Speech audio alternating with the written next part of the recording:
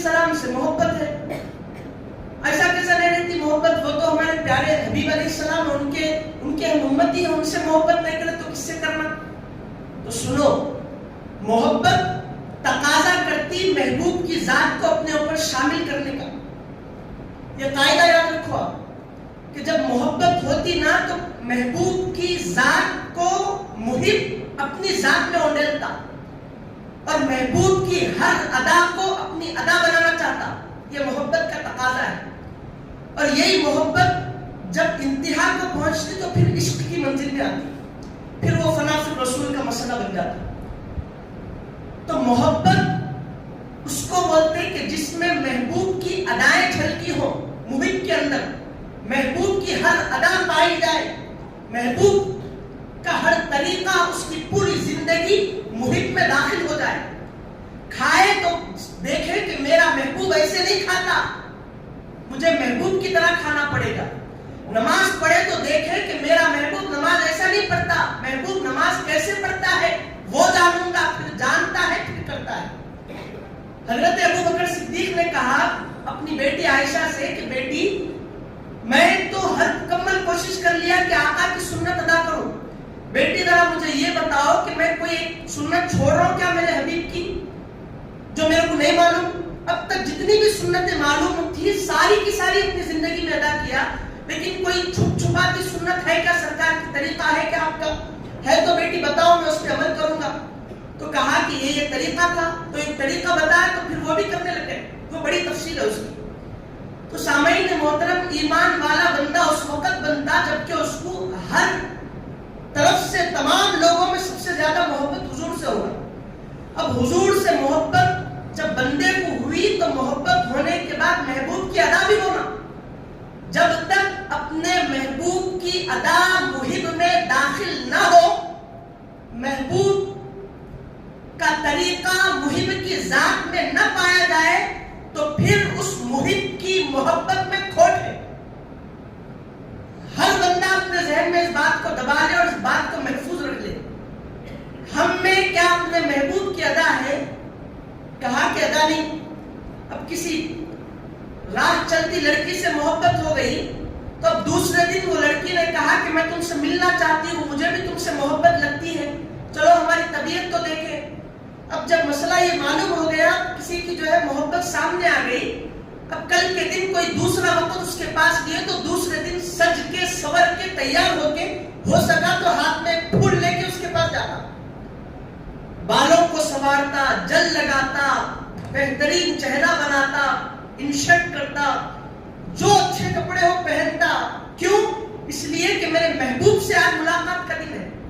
کیونکہ جب اس سے ملوں گا تو ایسا دکھنا چاہیے کہ میں اس سے محبت کرتا ہوں.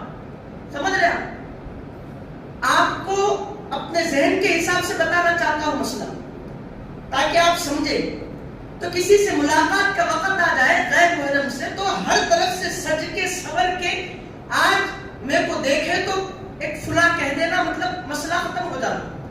تو ہر طرف سے اپنے آپ کو سوار کر سجا کر نکل جاتا، اس سے ملاقات کرتا تاکہ اس کو پتا چلے محبوب کو کہ میں اس کا محب ہوں. یہ دنیا کا رواج ہے. تو پھر حضور نے کہا کہ ایمان والا بننا ہے تو مجھ سے محبت کرنا پڑے گا. آقا سے محبت کیسی کرنی پڑے گی؟ تو معلوم ہوا کہ حضور کے ہر طریقے کو دیکھ کر وہ طریقے کو اپنے اندر لانا. نہیں بھائی یہ جو ہے کلچر مانتا نہیں، اب ہم جو ہے سرکار کے ہر طریقے پر کام کریں گے تو جو ہے لوگ مذاق اڑاتے ہیں. بھاڑ میں گئے لوگ، تم کو اللہ لوگوں کے لیے پیدا کرا. جی حضور پاک علیہ السلام کے سامنے حضرت جبرائیل علیہ السلام آ کے بولے کہ یا رسول اللہ، اللہ کا ایک پیغام لایا ہوں. کہا کہ جبرائیل کیا پیغام ہے مولا کا؟ تو حضور پاک علیہ السلام سے کہا حضرت جبرائیل نے کہ یا رسول اللہ ایک بہت بڑی بات اللہ نے فرمائی. بولے کون سی بات؟ کہ مصطفیٰ یہ جو کائنات آپ دیکھ رہے ہیں یہ ساری کائنات کو میں نے اپنے لیے نہیں بنایا. یہ ساری کائنات، یہ پہاڑ، یہ پودے، یہ پیڑ، یہ جنگل، یہ صحرا، یہ بیابان، یہ درخت، یہ چرند، یہ پرند، یہ حیوانات، یہ شجر، یہ طیور، یہ انسان، یہ تمام کی تمام چیزیں جو زینت آپ دیکھ رہے ہیں، مصطفیٰ یہ ہم نے ہمارے لیے نہیں بنایا. کہا کہ کس کے لیے؟ تو جبرائیل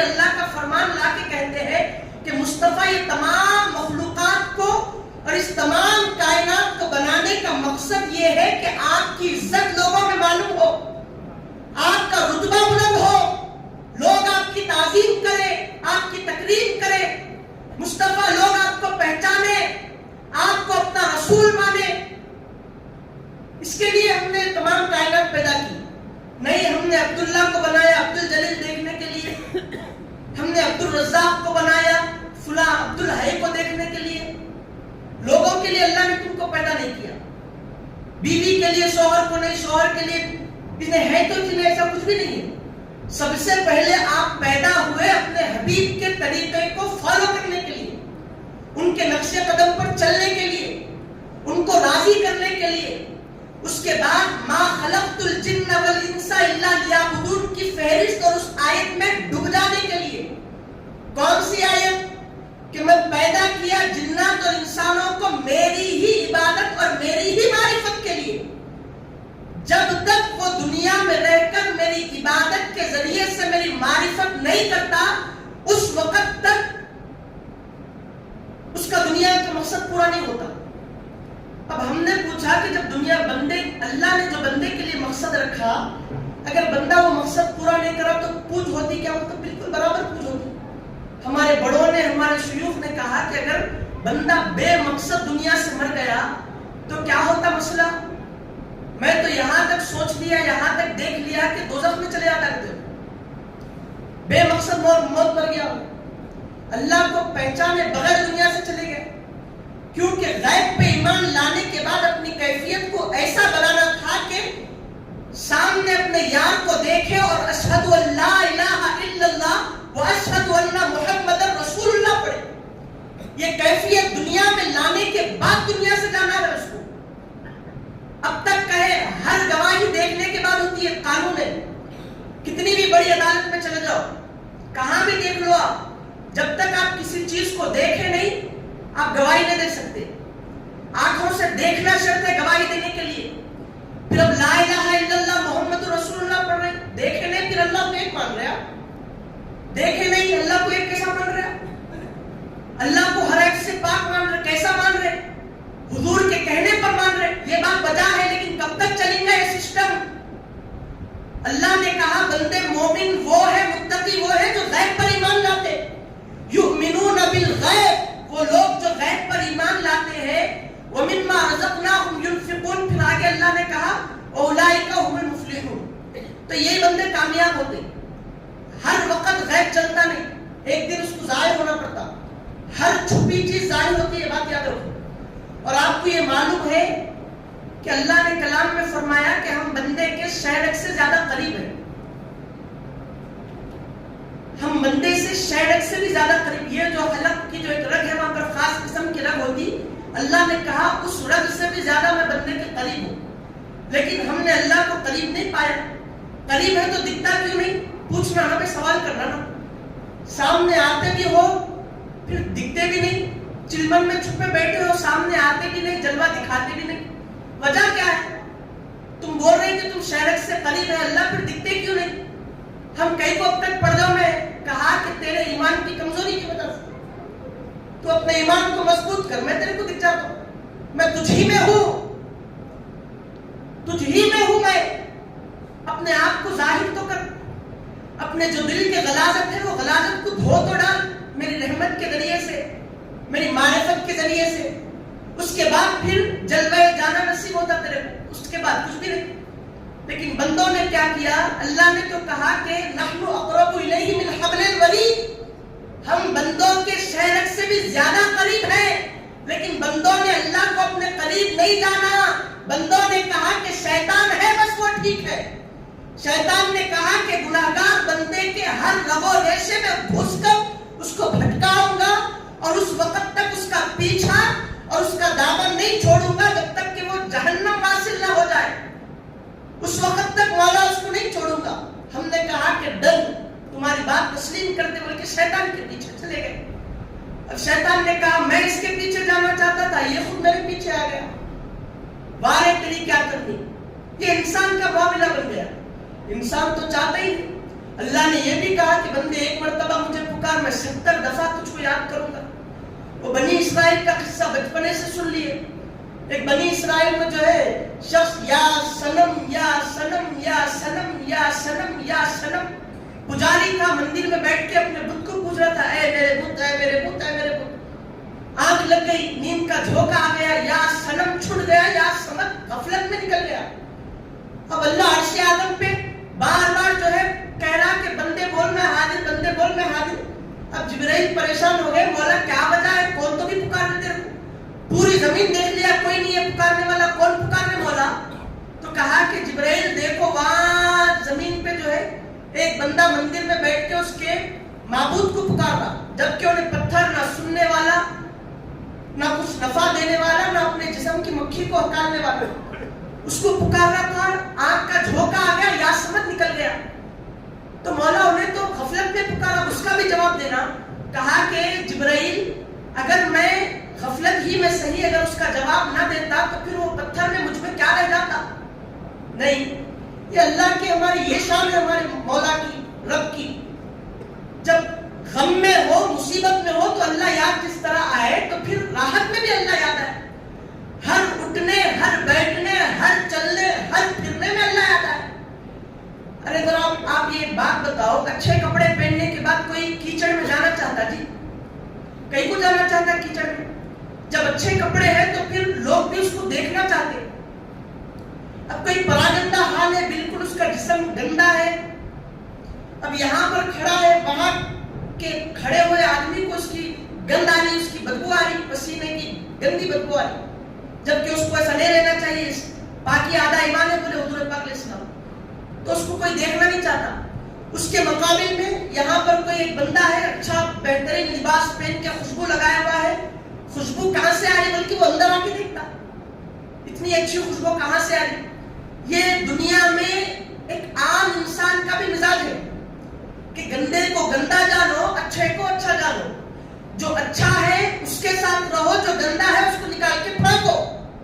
یہ ایک عام انسان اور تھرڈ کلاس جو دین سے بالکل دور، دین کا نام و نشان نہیں، جس کو کلمہ نے کچھ بھی نہیں، بالکل گھاوڑے، اس کی طبیعت بھی یہ چاہتی کہ وہ اچھے کے ساتھ رہے، خوشبودار چیز کو اختیار کرے، گندی چیز کو نکال کے پھینک دے. ایک مرتبہ پانی نہا لیا تو جو میل کچھ لگے ہوئے جو کپڑے ہیں اس کو چھینا دوبارہ نہیں کرتا. کیوں؟ اب میں صاف ہو گیا، کپڑے اچھے ہیں، نماز کو جانا ہے، اس کو کیسے چھیوں؟ اب چھیا تو یہ 2 انگلیوں سے اس کو پکڑتا، پھر جا کر وہ میلے دانے میں کپڑوں کو ڈالتا. اس کی یہ طبیعت ایک عام انسان کی طبیعت. تو ذرا غور کرو، سوچو، ہم یہ اپنی آنکھوں سے دنیا کے بدحال طبیعت کو دیکھ رہے ہیں، ان تمام منع کردہ چیزوں کو دیکھ رہے ہیں جس کو دیکھنا نہیں ہے، ممنوعات کا مشاہدہ کر رہے ہیں، ایسی ایسی چیزوں کا مشاہدہ کر رہے ہیں جس کو دیکھنا اسلام نے حرام کر دیا. تو یہ آنکھیں کہاں سے اچھی ہو گئی؟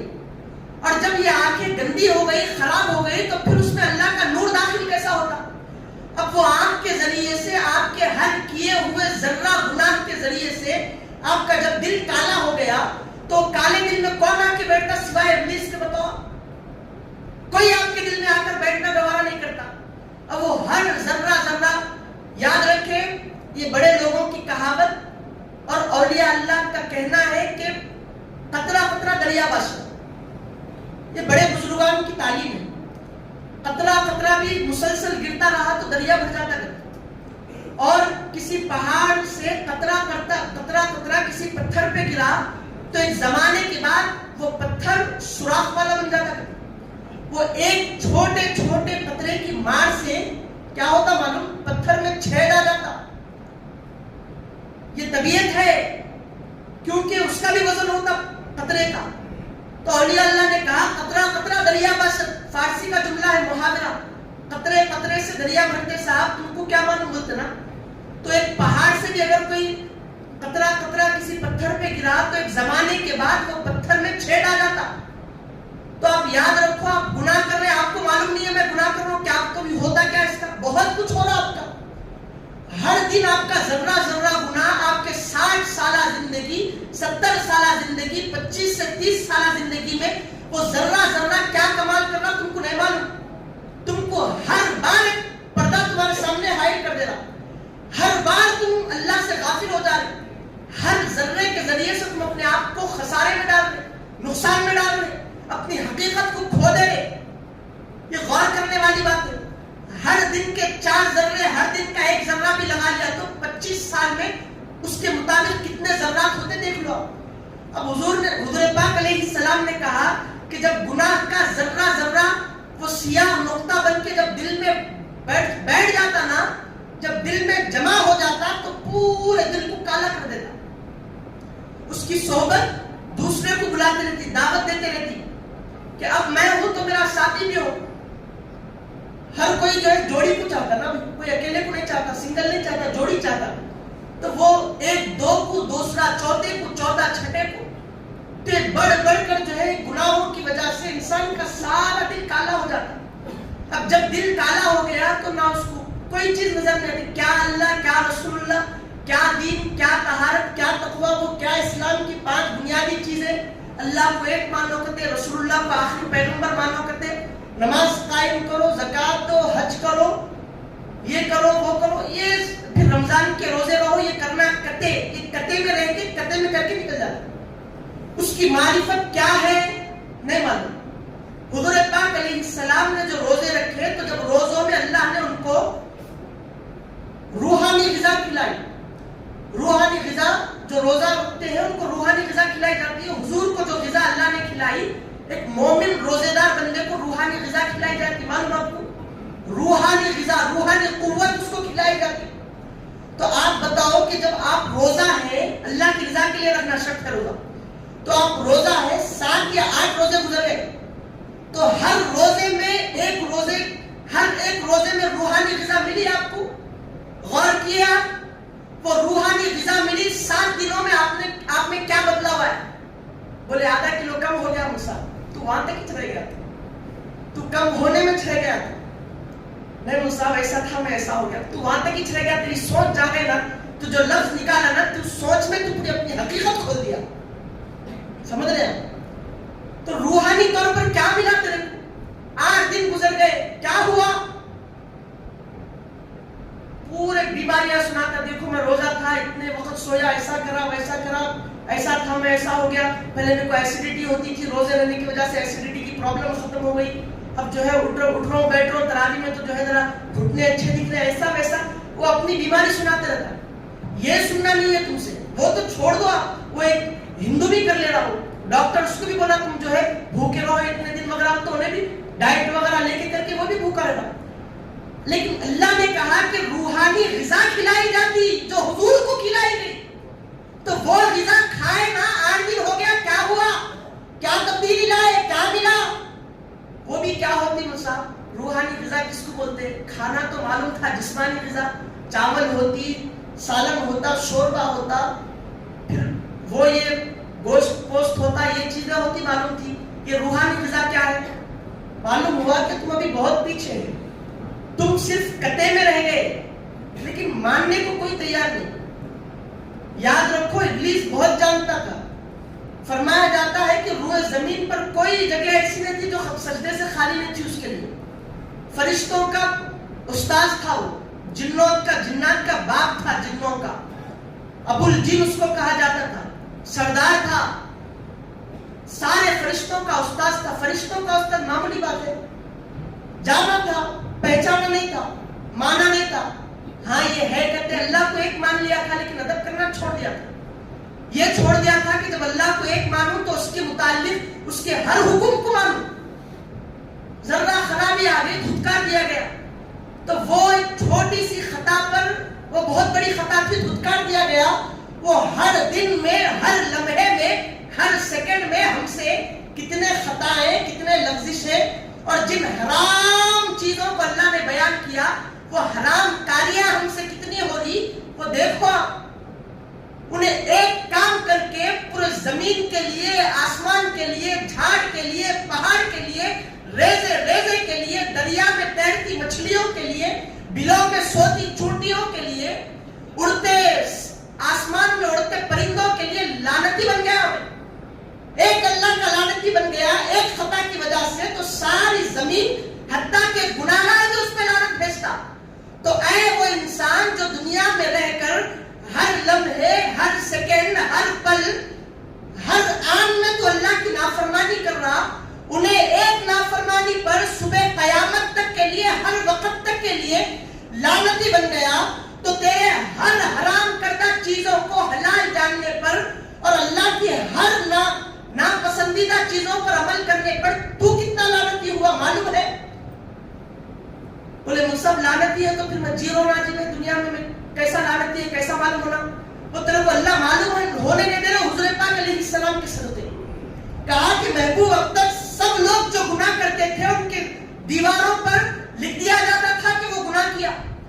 لیکن آپ کی امت پر ہم شفقت کریں گے, ان کے عیبوں پر پردہ ڈالیں گے, پردہ پوشی کریں گے. سوچنے والی بات ہے. آج دنیا بیٹھے کل ایک آدھ اڑ جاتے تھے. ہر دن ایک اپنی ٹاپک کیا ہوتی, اللہ نے زندگی دی, اللہ نے جمعہ نصیب فرمایا, ایسا کیا ویسا کیا. سمجھانے کے لیے بولو. یاد رکھو رمضان میں موت ہر ایک کو نہیں آتی.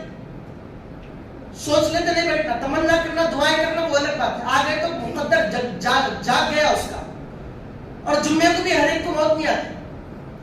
سمجھ رہے ہیں؟ انہوں نیک تھے, متقی تھے بیچارے. گزشتہ جمعہ جہاں پر صاحب بیٹھے ہوئے تھے وہاں پر انہوں بیٹھے ہوئے تھے. جب بھی آتے تھے ملاقات کرتے تھے. یہاں سے میں بیٹھ تقریر کرتا تھا, وہاں سے غور سے سنتے تھے. وہ جو مرحوم پرسوں انتقال ہو گیا, اللہ ان کی مغفرت کرے. ویسے تو مغفرت ہو گئی ان کی. جمعے میں جو انتقال کر جاتا بہت رمضان شریف میں جمعے میں اللہ تعالیٰ جو ہے اس کو بخش ہی دیتا, کیونکہ اس کی شان کے خلاف ہے کہ ایک مرتبہ کسی کا دفتر, کسی کا رجسٹر اعمال کا بند کر دے تو اس کو کھولنا نہیں. اس کی شان کے خلاف ہے. اور ہر مذہب اور ہر فرقہ اس بات کو مانتا, ہر مکتب فکر کا آدمی مانتا. سمجھ رہے؟ تو یہ اس کی شان ہے. تو آج انہوں چلے گئے, کل ہم میں سے کوئی چلے جاتے, کل ہم یہاں بیٹھے, پھر پرسوں نہیں بیٹھتے. اب گزشتہ جمعہ بیٹھتے تھے, ہر جمعہ پورے سال بھر ان کو دیکھا. اب یہ جمعہ نظر نہیں آ رہے ہو, قبر میں آرام سے سو رہے ہو. سمجھ رہے؟ یہ مزاج ہے, یہ جانا ہے, رہنا نہیں ہے. آپ کو یہاں پر آپ کو نکلنا ہے بھائی. آپ کو جہاں پر رہنا ہے وہاں کی سوچو. آپ میں کیا ہے, یہ ختم بیکار چیز ہے. کہا کہ حضور پاک علیہ السلام نے کہا کہ مچھر کا جو پر ہے اس کی کیا اوقات ہے جی؟ کوئی حیثیت ہے پر کی آپ کے پاس؟ کوئی حیثیت نہیں مچھر کے پر کی. حالانکہ مچھر کی حیثیت نہیں ہمارے پاس. ایک سمجھانے کے لیے حضور کی حدیث صحابہ کو جب حضور فرمائے تو یاد رکھو, حضور کو بولے کہ مچھر کے پر کی کوئی حیثیت نہیں ہمارے نزدیک, تو اللہ کے نزدیک وہ پتھر سے بھی بدتر یہ دنیا ہے. یہ دنیا اس سے بھی زیادہ بے حیثیت چیز ہے. وہ پر کی بھی کوئی حیثیت ہے, انہیں ہے اڑنا, اڑان بھرنا اس کے ذات میں, اس کے جسم میں.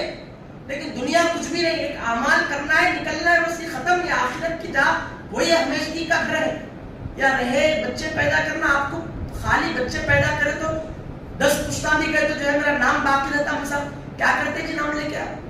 ایسا کوسا نام لیتے تمہارا بچہ زانی, تمہارا بچہ شرابی, تمہارا بچہ گنہگار, اس کے باپ کہلاتے تم, نافرمان کے باپ کہلاتے.